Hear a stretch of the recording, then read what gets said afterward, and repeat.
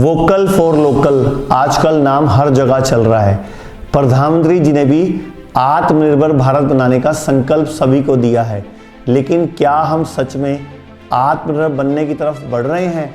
हम कहते हैं कि अगर ये वोकल फॉर लोकल की बात हमारा देश पूरे सही तरीके से अपना ले तो देश फिर से सोने की चिड़िया बन जाएगा।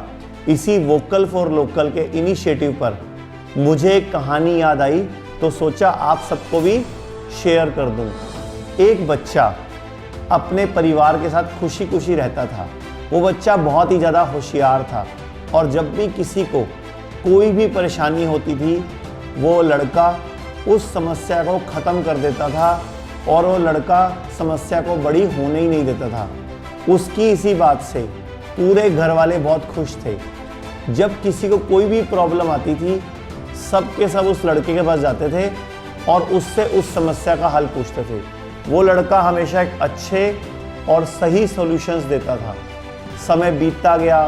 कुछ दिनों बाद उस घर में एक सुंदर पतली लड़की आई।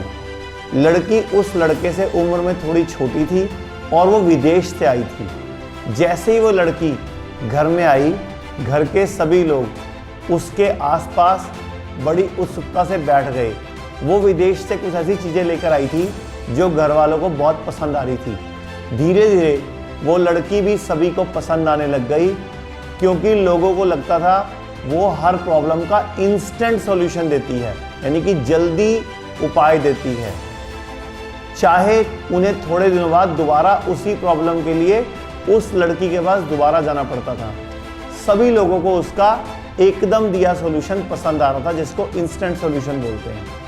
लड़के को इस बात का कोई गम नहीं था कि ऐसा क्यों हो रहा है, लेकिन वो ये जानना चाहता था कि लड़की ऐसा क्या कर रही है कि जिसकी वजह से सब उसके पास जा रहे हैं। लड़का सोचने लगा कि इस लड़की के पास ऐसा क्या है जो सभी लोग उसकी तरफ खींचते जा रहे हैं। कुछ दिनों बाद वो लड़का भी घर से निकलकर विदेश चला जाता है।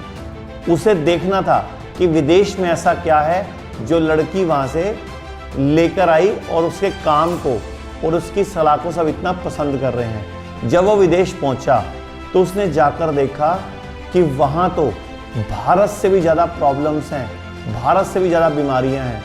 वो लड़का वहाँ भी लोगों को प्रॉब्लम के सॉल्यूशन देने लगा जैसे भारत में देता था। वो ऐसा सॉल्यूशन देता कि लोगों की प्रॉब्लम बड़ी हो ही ना।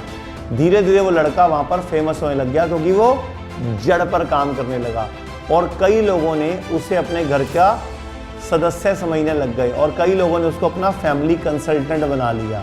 अब आप लोग सोच रहे होंगे कि ऐसा क्यों हो रहा था, कि कैसे एक विदेशी लड़की भारत में आके अपनी वैल्यू बना गई और भारतीय लड़का जो पहले से भारत में था उसकी वैल्यू कम हो गई, और कैसे एक भारतीय ने विदेश में जाते ही अपनी वैल्यू वहाँ बढ़ा ली। ऐसा इसलिए हुआ क्योंकि वो लड़का काम को इस तरीके से ख़त्म करता था जिससे कि दोबारा उस काम को करने की ज़रूरत ही नहीं पड़ती थी। वो प्रॉब्लम को बड़ा ही नहीं होने देता था और उसको ख़त्म करने की सही सलाह देता था। उस लड़के की अपने देश में वैल्यू कम हुई, लेकिन बाहर जाकर उसे सब पसंद करने लग गए। क्या आप जानते हैं हम किस लड़के और किस लड़की की बात कर रहे हैं? वो लड़का जो प्रॉब्लम को बड़ी नहीं होने देता था, सही सलाह देता था, हर प्रॉब्लम का सॉल्यूशन निकालता था, उसका नाम था आयुर्वेद। और जो लड़की उस लड़के के घर वालों को बहुत पसंद आई थी उसका नाम था एलोपैथी। तो अब आप समझ गए होंगे कि इस कहानी के माध्यम से मैं आपको क्या बताना चाह रहा हूँ कि हर कोई इस नई लड़की एलोपैथी के जाल में फंसता जा रहा है, जो कि अंग्रेजों द्वारा भारत में फैलाई गई और भारत में लोगों को अपने जाल में फंसाती जा रही है। ये आपको मालूम ही है। और आपको ये जानकर हैरानी होगी कि जब भी हमें कोई बीमारी होती है हम खुद ही बाज़ार चले जाते हैं, वहाँ जाकर कोई ना कोई दवा ले लेते हैं। और अगर आप बाहर के देशों में देखोगे तो आप जानोगे कोई भी वहाँ ऐसे ही किसी दुकान से दवा नहीं ले सकता। तो अरे भाई संभल जाओ, ना करो ना इन एलोपैथी दवाइयों का इस्तेमाल, आयुर्वेद को अपना लो। यही मौका है उस लड़के यानी कि अपने आयुर्वेद को अपने देश में पूरी तरह से वापस अपना लो और इस लड़की को छोड़ दो। इस लड़की की ज़रूरत सिर्फ हम इमरजेंसी यानी कि ऑपरेशन लायक तकलीफ या इमरजेंसी में रखेंगे। बाकी इस लड़के की सलाह हम हर वक्त लेंगे, यानी कि उस लड़के को यानी कि आयुर्वेद को दोबारा इस भारत में अपनाएंगे। जब तक कोई कहेगा नहीं तब तक हम सुनेंगे नहीं।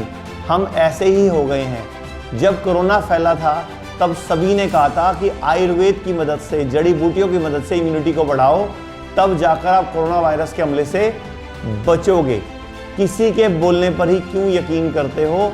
अपने देश की चिकित्सा पद्धति है, अपना विज्ञान है, कहीं बाहर से नहीं आया, अपना ही लड़का है, लड़की बाहर से आई थी। अगर बाहर के लोग इसको अपना रहे हैं, इसको मान रहे हैं, तो हम क्यों नहीं? तो अपने देश की चीज़ों को पसंद कीजिए, अपने देश के लिए वोकल फॉर लोकल बनिए, यानी कि अपने देश के लिए आवाज़ उठाइए। अगर हर शहर, हर एरिया के आयुर्वेदिक डॉक्टर इतने सक्षम हो जाएं और इतना अच्छा इलाज करें, तो हर एरिया में उस लड़के की, उस आयुर्वेद की टूटी बोलेगी और लोग पहले आयुर्वेद में आएंगे। तो मैं यही बोल रहा हूँ, अब भी समय है। जो लड़का देश के बाहर गया था और बाहर के लोगों को उसका काम अच्छा लगा था, उसको दोबारा अपनाने का, अपने देश के लोगों को मनवाने का। और जो लड़की विदेश से आई थी यानी कि एलोपैथी, उसे अब अपने घर से निकालने का वक्त आ गया है। उसकी कोई ज़रूरत नहीं है, क्योंकि अगर उसको एक बार रख लिया तो हमेशा उसको ही अपनाना पड़ेगा। हमारे देश का लाखों करोड़ों रुपया हर साल विदेशों में चला जाता है, लेकिन आप और पूरे भारत के हर व्यक्ति को अगर ये समझ आ गया कि आयुर्वेद को अपनाने से इस देश की तरक्की होगी, भारत का विश्व में नाम होगा, तो भारत की जीडीपी बढ़ेगी। और जिस दिन पूरे भारत के लोग आयुर्वेद से इलाज शुरू कर देंगे, उस दिन हम दोबारा गुलामी से आज़ाद हो जाएंगे और भारत का हजारों करोड़ का, लाखों करोड़ का फायदा कर लेंगे। तो विदेशी छोड़ो, स्वदेशी अपनाओ, शुद्धि करवाओ, बीमारी को जड़ से दूर भगाओ।